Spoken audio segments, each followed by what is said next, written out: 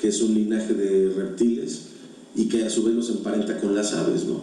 Okay. También una estructura, son características no solo morfológicas, moleculares, sino también conductuales e incluso actualmente, incluso características ecológicas. Yo ahorita en mi proyecto de doctorado estoy metiendo algunas características ecológicas, como el nicho ecológico, para definir si son taxón o grupos o especies distintas o no, dependiendo de sus características ecológicas. Oye, y entonces, si nosotros podemos utilizar evidencias o caracteres, tanto morfológicos como moleculares, como ecológicos, conductuales, etcétera, cuando realizamos un estudio en sistemática, ¿debemos elegir entre esta gama de posibilidades o podemos mezclar, podemos robustecer un trabajo a través de el voltear a ver, poner la atención a caracteres distintos?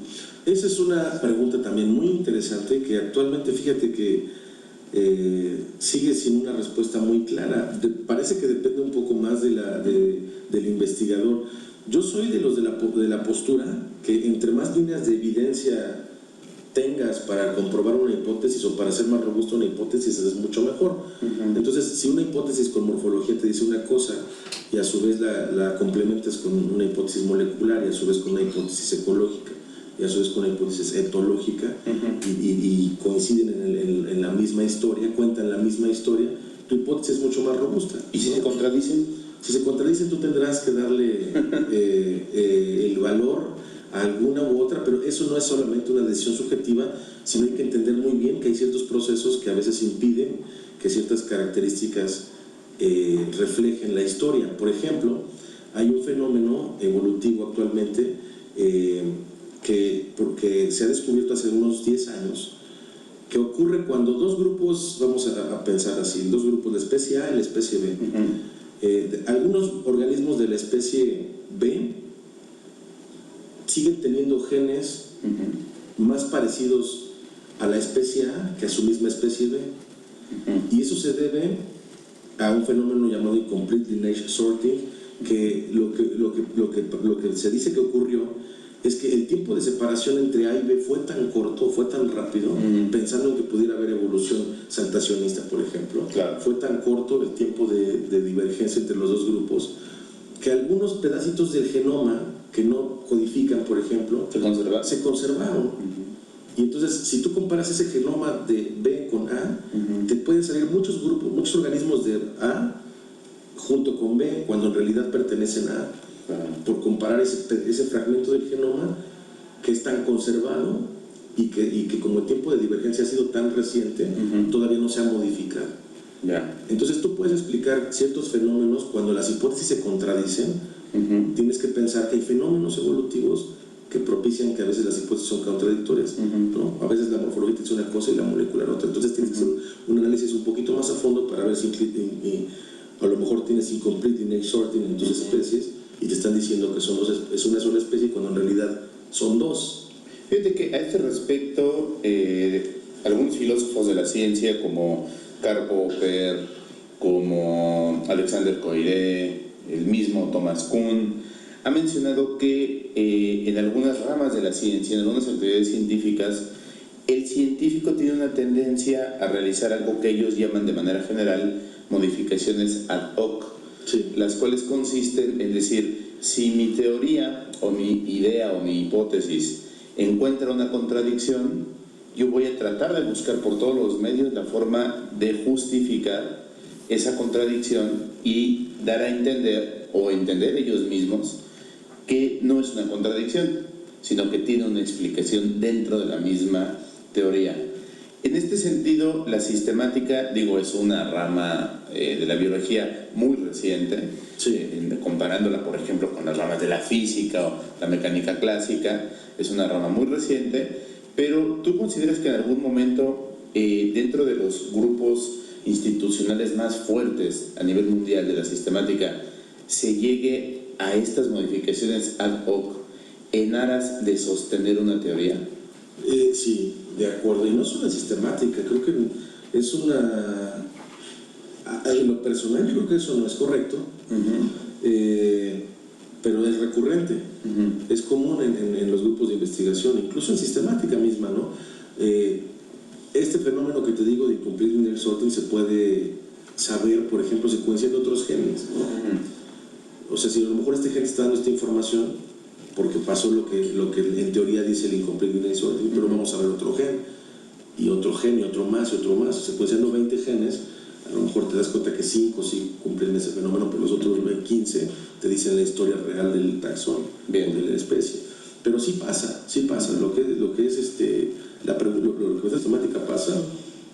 Bien, entonces comentábamos acerca de que no solo en la sistemática, sino en muchas áreas y quizá de forma más frecuente ocurren las modificaciones ad hoc para soportar o sostener una teoría a pesar de las posibles contradicciones que puede enfrentar. Pero también nos comentabas al principio acerca de que tu trabajo en investigación no solo va hacia la sistemática, sino también a la conservación. ¿Cómo construiste, cuando tomaste la decisión de tomar ambas líneas, cómo construiste ese puente entre el pensar en una clasificación, en una relación de ancestría, explorar la historia evolutiva de un grupo, a llegar a hacer propuestas, intentos o logros en cuanto a la conservación de un determinado grupo? Fíjate que por el mismo hecho de que la sistemática es un área poco explorada, al menos en nuestro país, hay otras, tan solo te voy a poner el ejemplo de los posgrados en ciencias biológicas que existen en nuestro país. De la diversidad, bueno, hay varios, ofrece posgrado la UNAM, por ejemplo, ofrece posgrado, la misma UAB ofrece microbiología, el Instituto Nacional de Ecología, hay varias universidades, ha de haber, ahora no tengo la cifra, pero ha de haber más o menos unos 20 posgrados en ciencias biológicas, o al menos posgrados en los cuales un biólogo se podría insertar, ¿no? Claro. Hacer un posgrado. Pero de eso solamente 2 ofrecen la línea de sistemática. Eso nos hace pensar, o más bien lo que concluimos es que en realidad hay muy poca gente estudiando sistemática y que la sistemática por sí misma es un área poco explorada por los biólogos mexicanos, ¿no? Entonces en ese sentido pues sí es un poquito complicado a veces entender los alcances, ¿no?, de lo que tú puedes hacer cuando haces sistemática, y eso me quedó claro a mí hasta que terminé mi maestría. Fíjate, en la licenciatura ni siquiera existía esa materia como materia. Hasta que terminé mi maestría me quedó muy claro que la sistemática tiene una influencia directa en la conservación. Te puedo poner 2 ejemplos muy claros. Por ejemplo, pensar una especie que se distribuye desde Sonora hasta Chiapas, ¿no? Hablemos de una lagartija. Las leyes mexicanas no la protegen porque tiene una distribución muy amplia, ¿no? Desde Sonora hasta Chiapas. Entonces dices, bueno, en realidad es una especie que tiene muchas características que le permiten vivir desde desiertos en Sonora hasta las selvas en Chiapas. Es muy plástica, puede adaptarse a muchos cambios y demás. Si hacemos un estudio filogenético o de sistemática, a veces nos damos cuenta que esas cosas de distribuciones tan amplias y con poca capacidad de dispersión como puede ser una lagartija, a lo mejor si fuera un ave te lo creo, ¿no? Porque tiene la capacidad de moverse y viajar y migrar. Pero una lagartija que su ámbito hogareño no va más allá de 200, 300 metros, es muy difícil pensar que la de Sonora es la misma que la de Chiapas, y que alrededor de todo el país, de todo ese gradiente de climas, de temperaturas, de condiciones geológicas, de humedad, sea la misma cosa.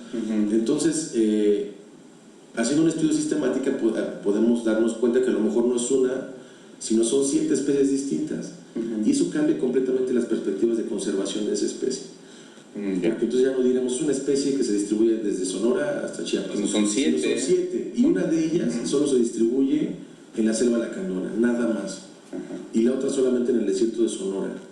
Y la otra solamente en la cuenca del Balsas con condiciones muy específicas.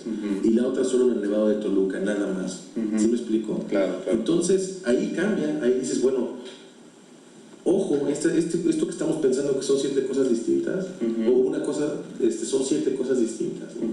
Entonces vamos a conservar, o vamos a hacer programas de conservación en base a pensar que no es una sola especie, sino son 7, ¿sí? De las cuales 4 de ellas son súper restringidas y súper delicadas en su ambiente. Entonces, de alguna forma, conocer las relaciones de ancestría entre los miembros de un grupo ¿no? Y conocer su distribución y sus relaciones también de tipo biogeográficas, sí, pueden contribuir a que las políticas de conservación tomen decisiones más adecuadas. Mucho más adecuadas. Actualmente, por ejemplo, hay otra propuesta que se llama la diversidad filogenética, que tú sabes que cuando se va a someter un área natural protegida, se tiene que evaluar por qué debe protegerse o no protegerse esa zona.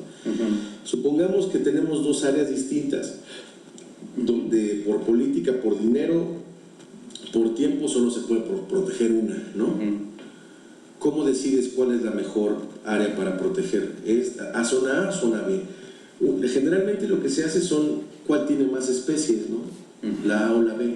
¿Cuál es más diversa? Más diversa en cuanto a número de especies. Ese es un criterio importante, pero un criterio que se está tomando en otros países actualmente se llama diversidad filogenética, que más que saber cuántas especies hay, es saber cuántos linajes hay. Es decir, si en la especie A tienes, en la zona A tienes a lo mejor un ratón, una lagartija, una serpiente, un ave, un molusco y un platelmito, endémicos del lugar, por ejemplo, ¿no? Y son 7 especies nada más.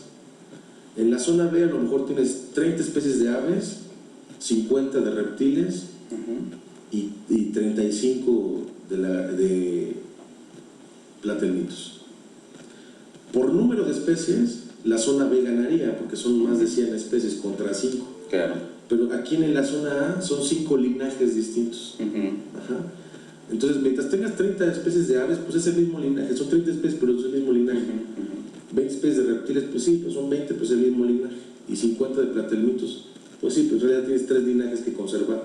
Aves, reptiles y entonces opta más por el número de linajes. Opta más por el número de linajes, porque estás conservando genes más conservados y historia evolutiva. ¿No? Entonces, desde ese punto de vista de la diversidad filogenética, es preferible conservar el lugar donde tienes un platelmito, una lagartija, un ave, un ratón y no me acuerdo qué otra cosa hemos dicho, al lugar donde tienes 100 aves, 100 reptiles y 100 platelmitos. Y en ese sentido, solo un biólogo es el capacitado para poder encontrar, porque ahorita, bueno, nos ejemplificaste con linajes, digamos, muy generales, muy conocidos, pero explorar un linaje de manera más profunda, más particular, pues tiene muchísimo estudio. Es una herramienta bien padre, pero que sí requiere mucho trabajo, porque de entrada necesitas tener las filogenias completitas de todos esos grupos para poder hacer unos conteos de diversidad filogenética, que es, bueno, a grandes rasgos es más o menos así, pero es una cosa mucho más compleja. Claro, claro.